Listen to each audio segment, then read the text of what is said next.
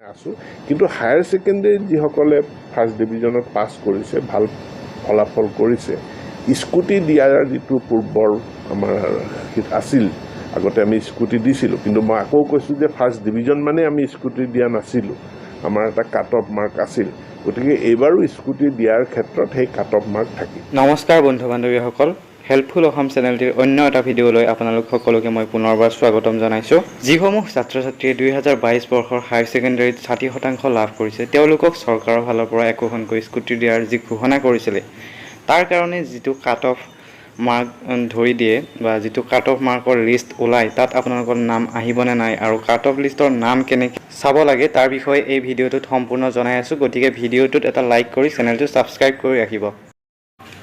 যোৱা 19 আৰু 20 বৰ্ষত যেনেকৈ স্কুটি প্ৰদান কৰিছিল একেদৰে 21 আৰু 22 বৰ্ষতো স্কুটি প্ৰদান কৰিব বুলি চৰকাৰে ঘোষণা কৰিছে ইতিমধ্যে।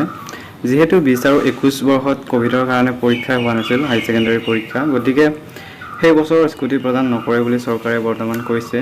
আৰু 2022 বৰ্ষৰ কাট অফ লিষ্ট কেতিয়া ওলাব তাৰ বিষয়েও বহুতে প্ৰশ্ন সুধি আছে। এতিয়ালৈকে কোনো ধৰণৰ তথ্য প্ৰকাশ হোৱা নাই। স্কুটি দিয়াৰ ক্ষেত্ৰত প্ৰথমতে কাট অফ লিষ্ট ওলাব। যিহেতু 2019 বৰ্ষতো কাট অফ লিষ্টৰ ভিত্তিতহে স্কুটি প্ৰদান কৰিছিল, এই বৰ্ষতো কাট অফৰ ভিত্তিতহে স্কুটি প্ৰদান কৰিব। কাট অফ সকলো ডিষ্ট্ৰিক্টতে বেলেগ বেলেগ হোৱা আমি 2019 বৰ্ষত দেখিব পাৰিছোঁ।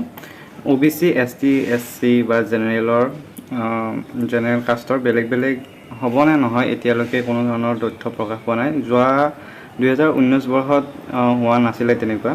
2019 বৰ্ষত কাট অফৰ ভিত্তিতে সকলো ঠাইতে 60% পোৱা ছোৱালীক স্কুটি প্ৰদান কৰা নাছিলে, কিন্তু কিছু ঠাইত 60% পোৱায়ো স্কুটি লাভ কৰিছিলে। গতিকে এই বৰ্ষতো ঠিক তেনেকুৱাই হ'ব।